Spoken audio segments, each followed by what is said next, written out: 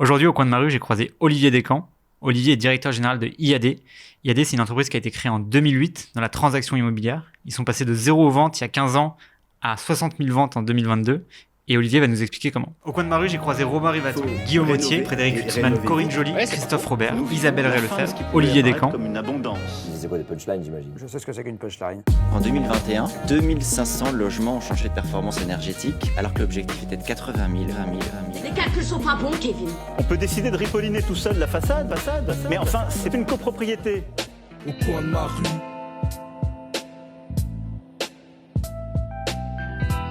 Salut Olivier.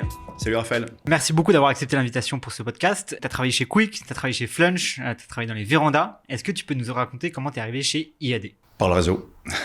C'est-à-dire que clairement, comme tu l'as dit, moi j'ai fait deux grands métiers dans ma vie, autour de la restauration et autour de la construction dans l'habitat, donc l'extension à Kena Véranda. Durant ces deux parcours, j'ai toujours moi animé des équipes, soit en tant que directeur général, soit en tant que jeune manager quand j'ai démarré. Et puis un jour, j'avais l'envie de racheter une entreprise. Et donc, j'ai appelé un ami qui m'a dit « Va rencontrer cette personne ». Cette personne connaissait Roland Tripart. Roland Tripart cherchait son directeur général pour IAD. Moi, je connaissais à peine IAD. Il m'a dit « Mais vous avez l'expérience des grands groupes. IAD va devenir un très grand groupe. Vous avez l'expérience de la vente directe aux particuliers. Là, vous allez avoir, à l'époque, on était 8000. Vous avez 8000 mandataires, 8000 négociateurs, 8000 commerciaux, quelque part en immobilier. Donc, c'est fait pour vous. Et donc, j'ai rencontré Roland comme ça. Donc, c'est le réseau. Donc, c'est déjà le début du MLM pour nous.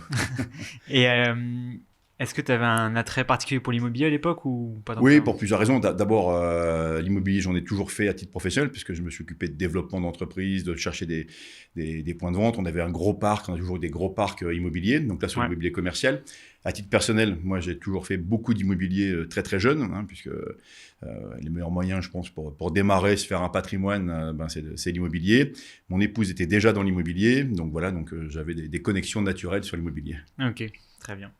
Alors aujourd'hui, on va parler un peu du modèle de IAD et du marketing de réseau que tu as commencé à évoquer. On va parler un peu du marché immobilier. Déjà, est-ce que tu peux nous présenter IAD? Quand est-ce que ça a été créé? Par qui? Et où ça en est aujourd'hui?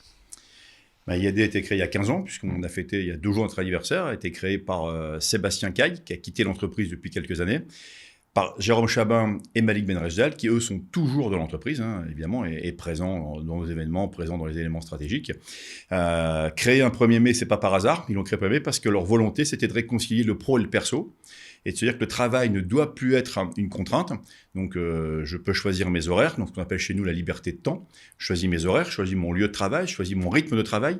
Je n'ai demandé à personne pour avoir des jours de repos. Tu parles de restauration. Oui, en restauration, quelqu'un qui travaille en restauration, en hôtellerie, pour avoir dans 2 mois ou dans 1 mois et demi un week-end disponible pour un baptême, pour un événement familial, il doit demander l'autorisation. C'est pas roulement, on travaille tous les week-ends. Bref, c'est assez compliqué. Tout ça, c'est fini. Vous avez cette liberté de temps. Donc, c'était le premier point. Donc, quelque part, une rupture par rapport au monde du travail, fête du travail du 1er mai. Et le deuxième élément très fort, c'était de dire vous allez donc devenir entrepreneur. Mais en tant qu'entrepreneur, vous allez pouvoir créer votre propre entreprise, votre propre organisation au sein même du réseau, ce qu'on appelle une organisation commerciale, on parle tout à l'heure, une propriété commerciale. Tout ça lié par une volonté forte qui était l'immobilier, sur le fait de dire le métier est noble, le métier permet d'avoir à chacun un toit, de mettre en relation des vendeurs, des acquéreurs. Donc la conjonction de ces 3 éléments a fait qu'il y a des aînés, avec là aussi 2 ruptures, on se remet 15 ans en arrière. Première rupture, c'est d'avoir senti que la technologie allait permettre aujourd'hui de faire des transactions sans se déplacer en agence. Et donc Malik, Jérôme et Sébastien se sont dit, tiens, finalement, dans quelques années, dans son canapé avec un iPad, on verra la même offre, voire plus d'offres que dans l'agence. Donc pourquoi se déplacer en agence? Donc là, pas d'agence physique. Donc imagine, on voyage léger, pas de frais, c'est très léger pour nos agents. Et la deuxième vision qu'ils ont eue, c'est tout ce qu'on appelle aujourd'hui le télétravail. C'est dire, mais pas besoin de se déplacer, pas besoin d'acquérir une agence, de payer des frais, puisque à la maison, j'ai mon ordinateur, j'ai à l'époque peut-être un modem, j'ai en tout cas une connexion Internet qui me permet de travailler. Et donc tout ça conjugué a fait la création d'IAD pour permettre à des entrepreneurs de reprendre le pouvoir sur leur vie en se disant je ne sacrifie plus ma vie personnelle pour mon travail, je peux avoir le choix et je peux créer mon entreprise, tout ça connecté avec des outils digitaux. Donc on nous dit qu'on a 3 socles. l'immobilier, que tout le monde connaît, le digital, qui permet d'être en connexion avec, évidemment, les clients, évidemment avec nous au siège, mais évidemment entre Iadiens. Et ensuite, le troisième socle, le MLM, le marketing de réseau, qui te permet de créer ton organisation. Ok, donc on va revenir sur le marketing de réseau parce que je suis pas sûr que nos auditeurs comprennent ce que c'est, et même moi, à titre personnel, je suis pas sûr de comprendre ce que c'est. Juste, tu peux nous dire aujourd'hui combien de mandataires ça représente, IAD ? Alors en France, on est presque 16 200 mandataires en France. Donc on a doublé de taille en 4 ans. C'est aujourd'hui près de 20 000, en tout cas plus de 19 500 mandataires dans les autres pays, puisqu'on est présent en Espagne, au Portugal, en Italie, en Allemagne et au Mexique. Et on sera présent dans quelques semaines, dans 2 mois en Angleterre. Et à la rentrée de septembre, on devrait être présent en Floride, parce qu'on a mis un pied sur le marché américain. Voilà. Ça marche. Et du coup, sur ces 16 000, en fait, c'est des gens qui ont une activité ailleurs, qui peut être boulanger ou restaurateur ou autre, et qui font ça à temps partiel. C'est souvent un peu l'image qui était donnée en disant boulanger la nuit, agent immobilier la journée. En fait, ce qui est clair chez nous, c'est qu'on n'impose rien à personne. D'accord. Donc, chez nous, on a des mandataires qui font 40 ventes par an, 50 ventes par an. Ouais. D'autres qui sont en retraite ou en pré-retraite. Tu peux être un militaire de carrière, retraité à 50 ans, et tu te dis, mais moi, j'ai besoin, en complément, de ne faire que 3 ou 4 ventes. Il y a ceux qui sont sans double activité, mais aujourd'hui, la vérité, c'est que pour faire aujourd'hui plus de 500 millions d'euros de chiffre d'affaires, plus de 62 000 transactions, si nos mandataires n'étaient pas très focus sur leur activité, on ne ferait pas ces chiffres-là. Donc, on a aujourd'hui une panoplie de profils parce qu'on n'impose pas à nos entrepreneurs de faire un minimum de chiffre d'affaires. Ils le font par rapport à leur projet de vie, qui ont rejoint la création. Un projet de vie, et nous, IAD est un véhicule dans lequel ils montent pour pouvoir se réaliser autour de ce projet de vie.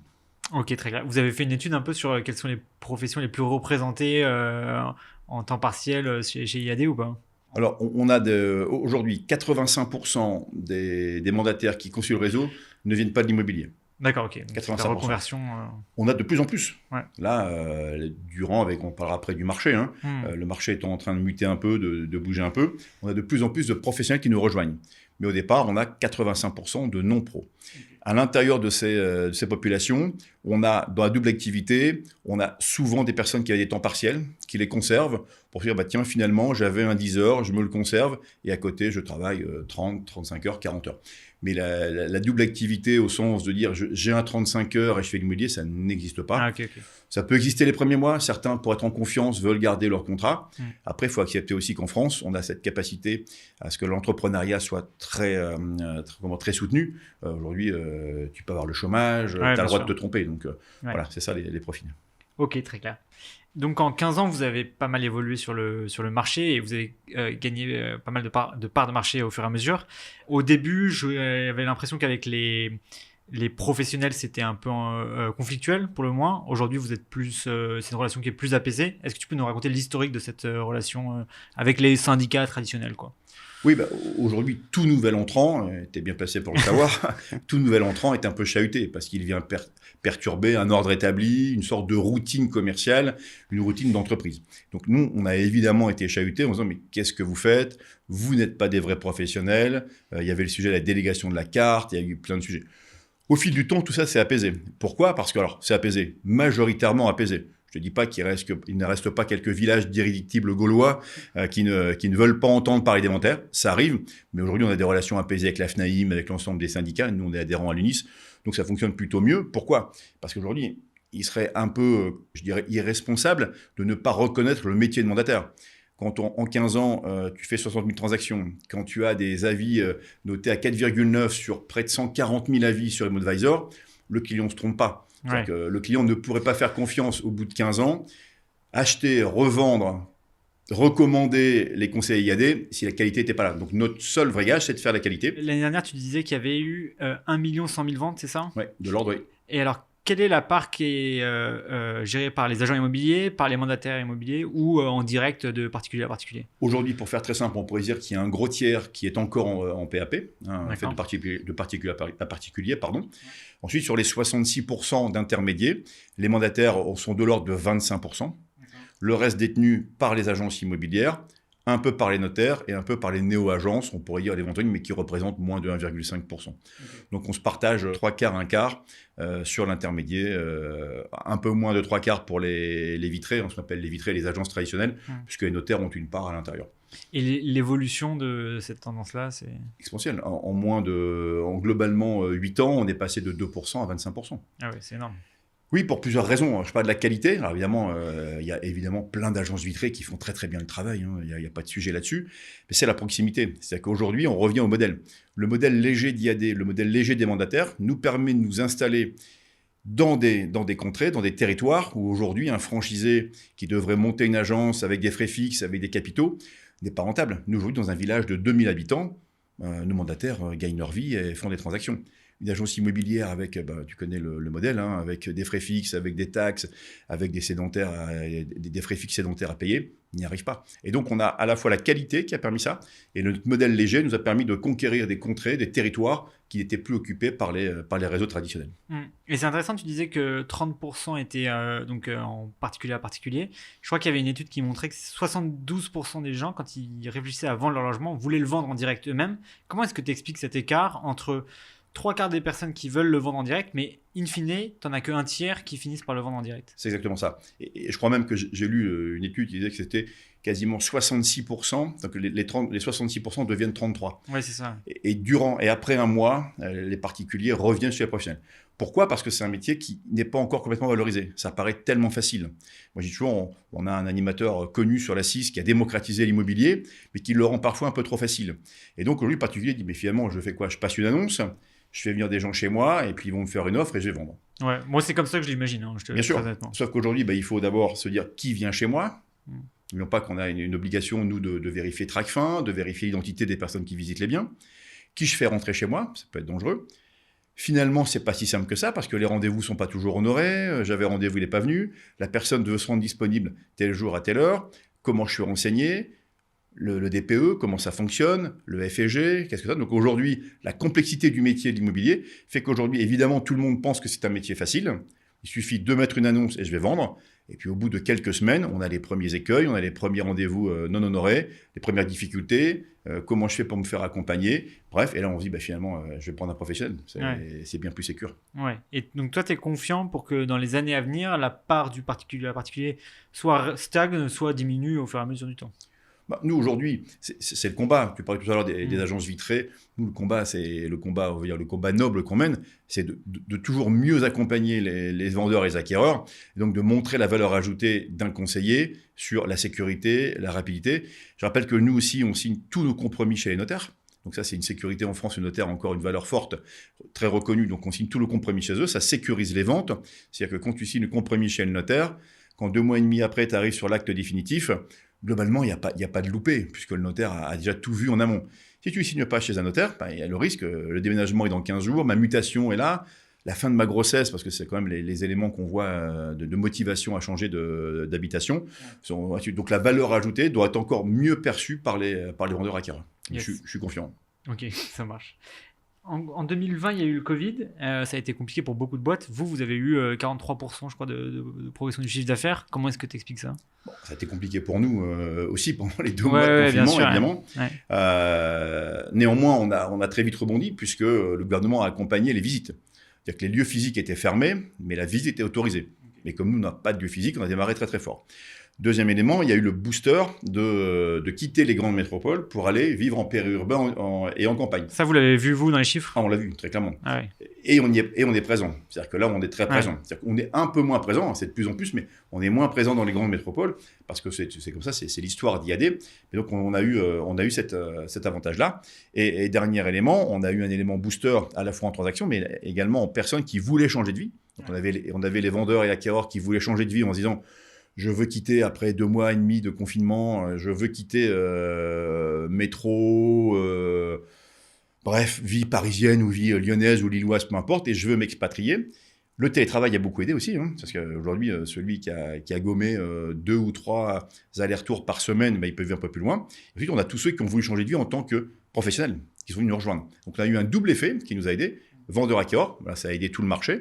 Et nous, en tant que réseau de mandataires, on a eu tous ceux qui ont alors, la grande démission qu'on n'a pas vue, qui nous était promise, et elle n'a pas eu lieu en France vraiment, mais de dire tiens, je me réoriente et je veux redonner du sens à ma vie, je veux cette liberté de temps pour mes enfants, ma famille, mes activités. Donc on a eu effectivement un pic très important de Français et de Françaises qui ont décidé de nous rejoindre en tant que mandataires. Ok. Et donc, vous, géographiquement, vous êtes beaucoup moins dans les grandes villes que dans les petites villes et les villages, quoi. Bon, on est partout en France. Ouais. On est partout en France avec des disparités. Il y a encore des secteurs où on est un peu moins présent. Par exemple, le Rhône-Alpes, on a un gros développement à faire. En fait, nous, c'est assez simple. C'est quand nos leaders vont dans certaines villes, dans certains territoires, derrière, ils développent très fortement. On n'a pas encore trouvé tout leader. Néanmoins, ça bouge depuis 2 ans. J'étais moi-même à Lyon la semaine dernière sur une présentation d'IAD où il y avait quasiment 180 personnes. Donc, la mécanique est en marche. Donc là, on est en train de fortement se développer. Mais toi, tu passes ta vie à animer des grandes conférences de 200 IADiens, etc., un peu partout en France, non? Pas partout, parce qu'il s'en tient à peu près 30 à 35 par jour. Donc, je suis pas partout. Ouais. Aujourd'hui, on présente l'opportunité, ce qu'on appelle l'opportunité, qu'on présente le modèle. Donc, ça se tient partout. Là où je suis invité régulièrement, c'est dans des bassins où il y a entre 150 et 200 personnes. Et là, on fait un gros événement, comme c'était à Lyon. Là, il y en a eu un Niort il n'y a pas très longtemps, où on présente. Les personnes viennent découvrir. Alors, ils ne viennent pas forcément pour changer de vie. C'est pas fait pour les faire devenir conseillers. C'est surtout mis en place pour leur montrer qui on est, ce qu'on fait, l'histoire d'IAD, un peu ce qu'on fait là. Tu vois, l'histoire d'IAD, qui on est, et de leur présenter toutes les opportunités. D'abord, de rappeler qu'on est globalement 20 à 25% moins cher en termes d'honoraires, liés au modèle léger. De leur expliquer qu'on a un système de rémunération d'apporteurs d'affaires. C'est-à-dire qu'aujourd'hui, chez IAD, demain, tu donnes à un IADien un numéro de téléphone et un nom d'une personne qui vend son bien. Si la transaction va à son terme, tu toucheras, alors à Paris beaucoup plus, mais en moyenne en France, de l'ordre de 600-700 euros. Donc on leur présente ça, et ensuite on leur présente évidemment l'opportunité de changer de vie et de devenir conseiller si ça les intéresse. En fait, c'est vraiment une présentation pour dire, voilà qui on est, on vous présente, et ils rencontrent en direct des conseillers qui sont finalement peut-être eux-mêmes il y a 2 ans. C'est-à-dire que moi j'ai vu ça, c'est très récent, c'était jeudi soir à Lyon. On avait dans les conseillers une personne qui était coiffeuse il y a 5 ans. Elle a voulu ouvrir un salon de coiffure, c'était compliqué. Elle dit, mais moi j'adore l'immobilier, j'adore la clientèle, j'adore les relations commerciales. Elle est devenue mandataire. Aujourd'hui, elle a plus de 25 personnes dans son équipe. Dans la salle, il y avait une coiffeuse. Elle dit, mais c'est exactement ça que je veux faire, moi. Ah ouais. Donc ça sert à ça, les présentations. Ouais, d'accord. Mais finalement, je prends confiance en moi. Et ce que tu as réussi à faire, moi, je vais pouvoir le faire également. Ouais, ok. C'est hyper intéressant. Et vous êtes allé à l'international aussi. Donc vous avez ouvert de nouveaux pays autres que la France, quoi. Oui, Espagne, Portugal. Alors, Portugal en premier, Espagne, Italie quasiment de façon concomitante. On a ouvert l'Allemagne, on l'a ouvert en plein Covid, donc un démarrage qui était un peu plus lent, mais là, l'Allemagne commence à bien démarrer. On a racheté une entreprise qui s'appelle Neximo au Mexique, qui, elle, marche très très fort, puisque le développement est très, très puissant. L'Angleterre dans quelques semaines, et on aura la Floride, qui est le premier État, cet été ou en septembre. En tout cas, ok. Et tous les pays et partout en France, c'est toujours la même chose, c'est le marketing de réseau. Alors, on ce qu'on appelle des invariants. Ouais. 100% des personnes qui contribuent à une transaction sont des indépendants. Ouais. 100% des personnes qui sont dans le réseau ont le même contrat autour du MLM, autour du développement. Alors, est-ce que tu peux nous expliquer ce que c'est que ce MLM? Ouais. Alors, MLM, marketing de réseau, marketing multilevel. Donc, on le connaît dans différents métiers. C'était assez rare de le faire dans l'immobilier en France. On était globalement les premiers à le faire il y a une quinzaine d'années. Ça permet quoi? Ça permet de dire demain, je prends ton exemple, tu décides de devenir conseiller chez IAD, donc tu vas être intégré, formé, coaché, et tu vas être rémunéré sur les transactions que tu vas réaliser, auxquelles tu vas concourir. Donc nous, on touche les honoraires et on reverse de 69 à 87,8% des honoraires. Là aussi, différence très forte par rapport à des réseaux classiques, puisque le modèle léger nous permet de reverser 2 fois à 2 fois et demi les honoraires classiques d'un réseau normal, puisqu'on n'a pas de frais fixes, donc on reverse beaucoup. Et ensuite, on va te permettre, dans l'opportunité, et là d'acquérir ce qu'on appelle la liberté financière, de continuer à faire, parce que tout le monde chez nous est passionné d'immobilier, de faire de l'immobilier par plaisir et non pas par contrainte. Est-ce que demain, tu aurais encore envie, au bout de 10 ans ou 15 ans, de toujours vendre des maisons chez IAD ou ailleurs? Pas forcément. Et donc, on permet à nos conseillers de devenir managers, à quelques critères, de chiffre d'affaires, de formation évidemment, eux-mêmes d'intégrer d'autres conseillers. Ces conseillers intègrent leur organisation. Donc, ils sont identifiés comme étant dans leur organisation. Okay. Eux vont évidemment faire leur travail de coach, formateur, et à chaque fois que le conseiller de l'organisation, qu'on appelle un filleul chez nous, va réaliser une transaction, il sera rémunéré de la même façon, qu'il ait 10 ans, 2 ans d'ancienneté, qu'il ait 5 personnes ou 2000 personnes, même rémunération. Et le manager, nous, on considère que la réussite de son filleul, il n'est pas étranger, et on lui reversera une commission de nos honoraires. Si je prends un exemple très concret, sur une base par exemple, de 69%, on reverse 69% au conseiller qui a fait la transaction.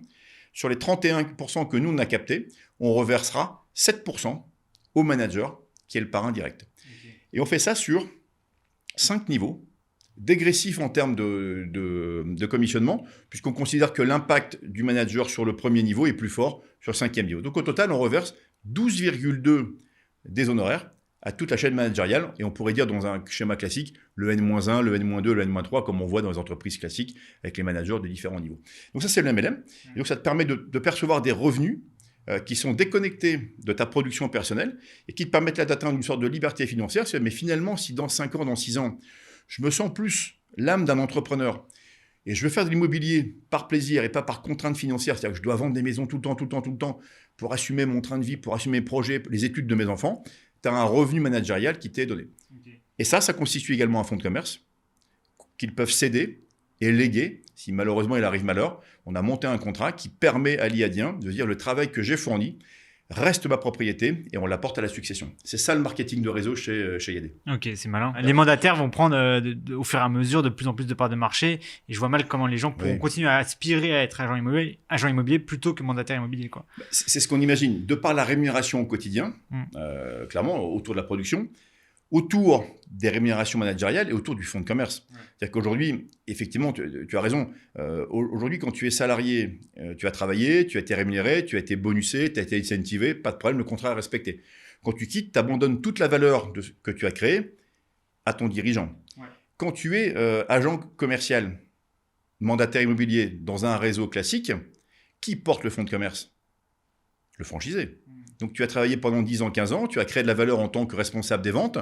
Quand tu pars, tu abandonnes tout ça. Chez nous, à partir du moment où tu as généré des revenus, et là, je peux donner un exemple, puisqu'on a un conseiller, un manager qui a décidé de quitter le réseau pour aller ouvrir un commerce autour du vin. Il vient de vendre son orga 500 000 €. S'il avait construit tout ça au sein d'un format classique, il aurait abandonné la valeur à son franchisé. C'est dingue, ouais. Et donc, tout ce système un peu malin et cette croissance exponentielle a fait que Insight Partners, donc un fonds d'investissement américain, a investi chez IAD. Alors, on a annoncé un tour de 300 millions €, mais je crois qu'il y a une partie qui était pour le développement de la boîte et une partie qui était pour du rachat des actionnaires existants, où vous avez levé 300 millions € pour la boîte. Ils ont investi 300 millions €. Okay. 300 millions € dans l'entreprise, qui, c'est maintenant connu dans la presse, 300 millions. Nos fonds historiques sont restés, nos fondateurs sont restés, et on a également quelques dirigeants actionnaires qui sont là dans l'entreprise, qui sont restés. Donc, finalement, c'était une sorte de continuité, mais effectivement, ça a été un accélérateur, à la fois pour le développement international, mais également pour la technologie.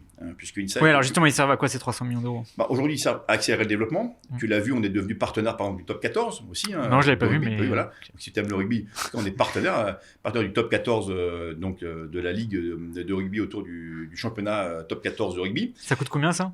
Oh, ça coûte quelques centaines de milliers d'euros, quand même. Ouais. Moins d'1 million €.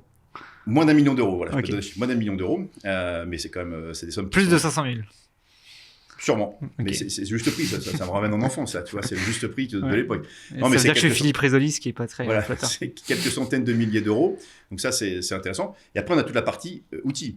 Quand on parle des outils de la technologie, alors évidemment, on a des équipes qui sont déjà musclées chez nous, on est assez puissants là-dessus, mais comme tu le sais, ils avaient Vinted, ils avaient pas mal de choses. Donc aujourd'hui, on a pu échanger. Nos techniciens, entre guillemets, nos CTO, nos CPO, sont connectés avec Insight en disant, mais vous avez fait quoi par le passé ?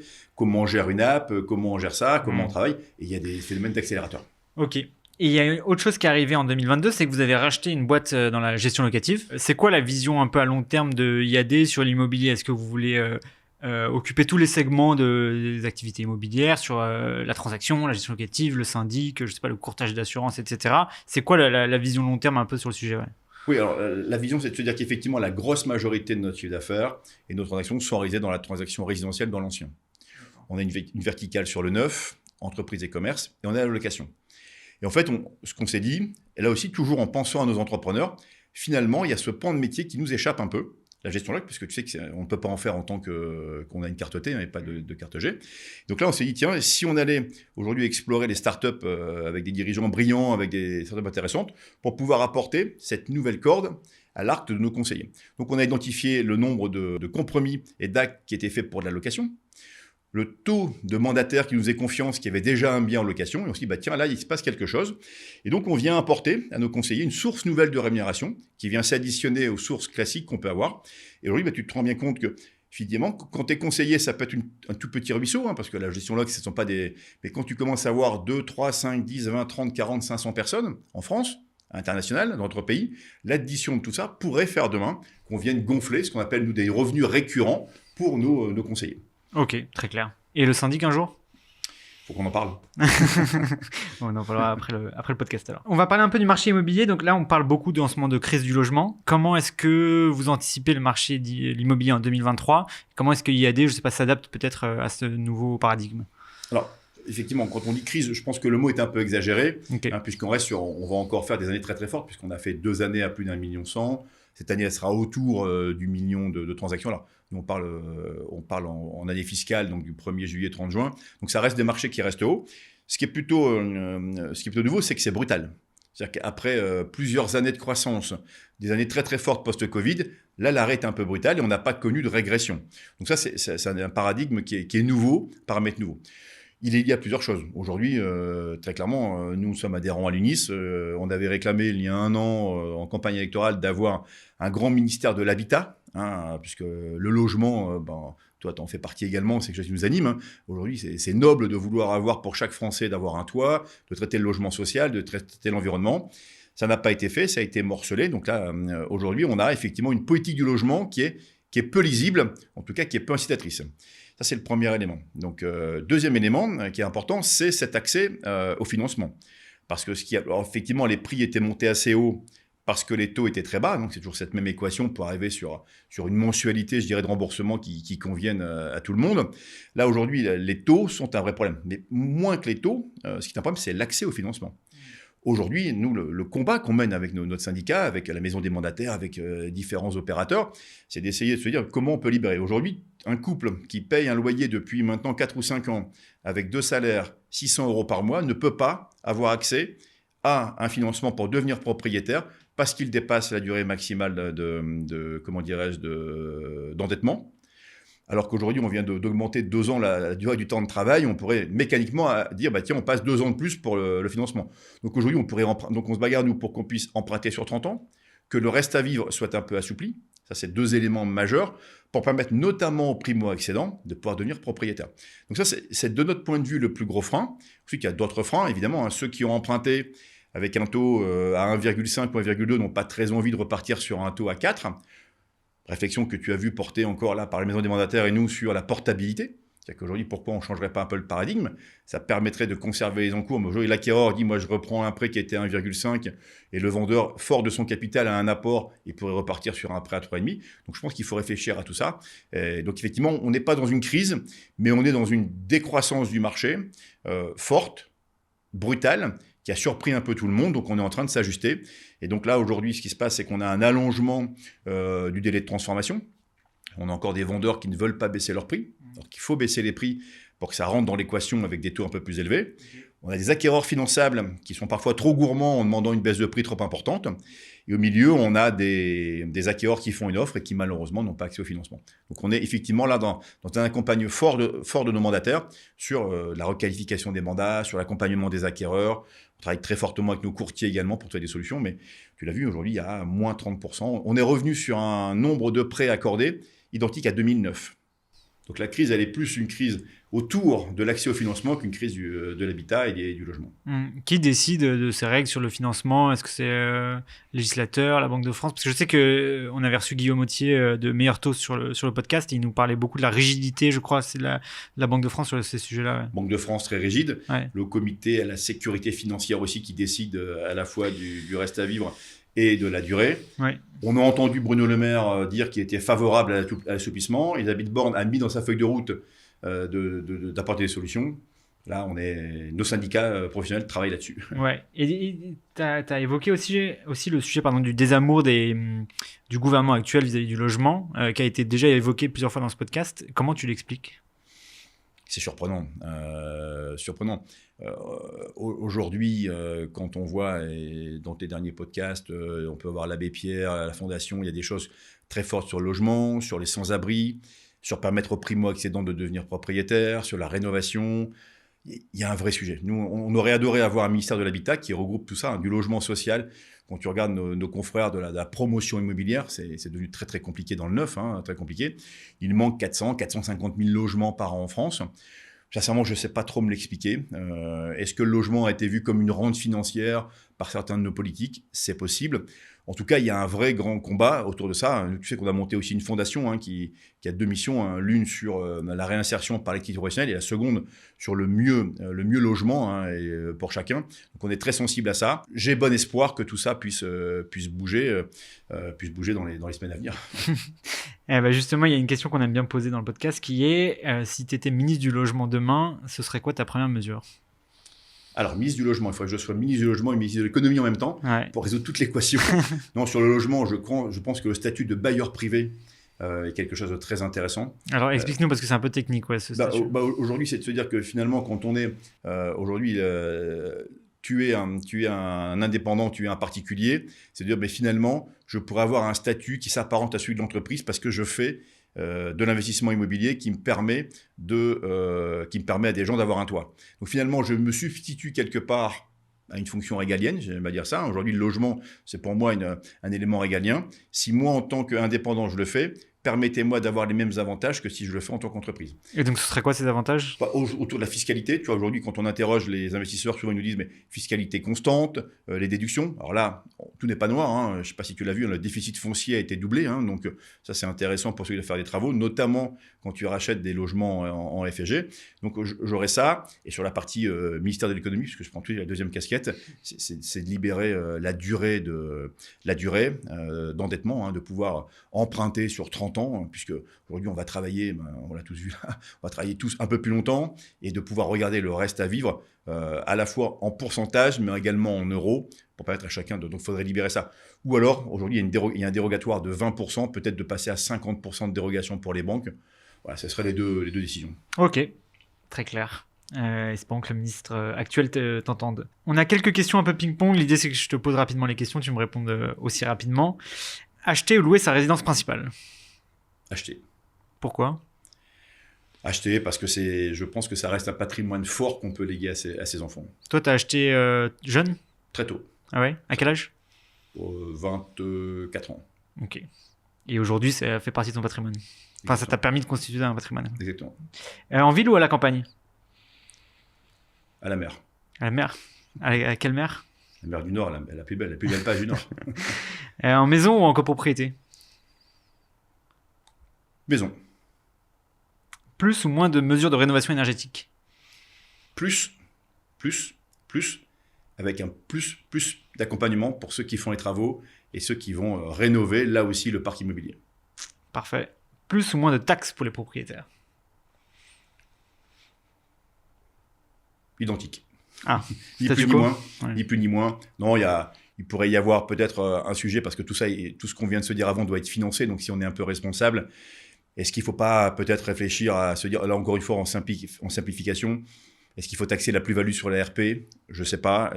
En tout cas, ça pourrait être une taxe supplémentaire. Les RP, c'est les résidences principales. Résidences principales. Est-ce qu'il y a ça, il n'y a pas ça ? En tout cas, aujourd'hui, je pense qu'il y a des solutions avant les taxes pour inciter avant de taxer. Ok, et justement, si on parle des résidences principales, plus ou moins de taxes sur la succession ? Moins. Moins ? Moins. Pourquoi moins ? Parce qu'aujourd'hui, les successions sont hyper taxées.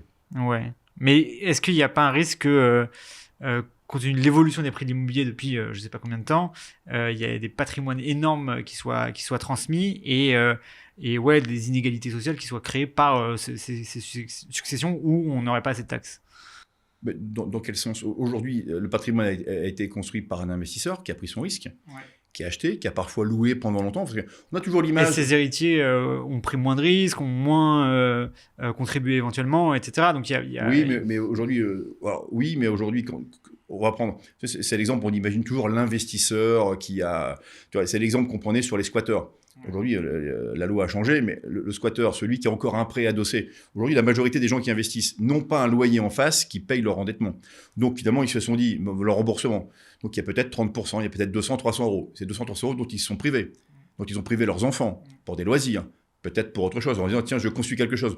Donc moi, je ne trouverais pas ça inégalitaire de dire, j'ai pris, moi, mon risque, je me suis porté caution, j'aurais pu tout perdre, le loyer n'a pas remboursé complètement de mon crédit pendant 15 ans ou 20 ans, j'ai fait des efforts pour mettre 300 € de côté tous les mois, 400 € peut-être, ou 150 €.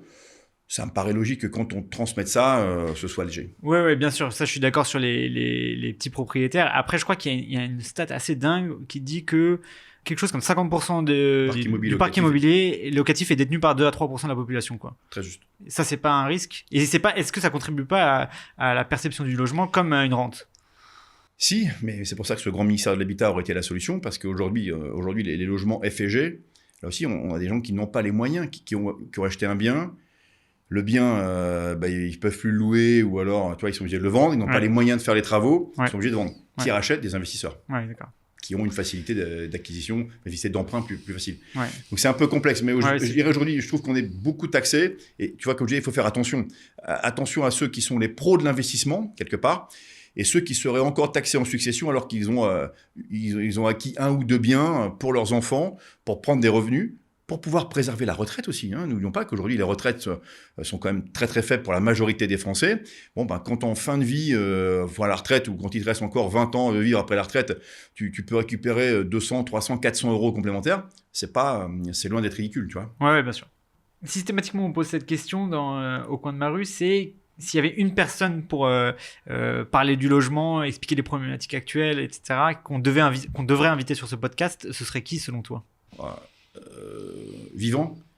Ouais, c'est on n'a mieux. pas trop le choix. Ouais. Non, je pense qu'aujourd'hui, un gars comme Jean-Louis Borloo en parle très très bien. Ok. Et il avait de très belles idées sur le logement, sur la ville. Sur la ville, ouais. C'est compliqué, il n'a pas réussi à tout faire, mais je pense qu'il en parle très très bien.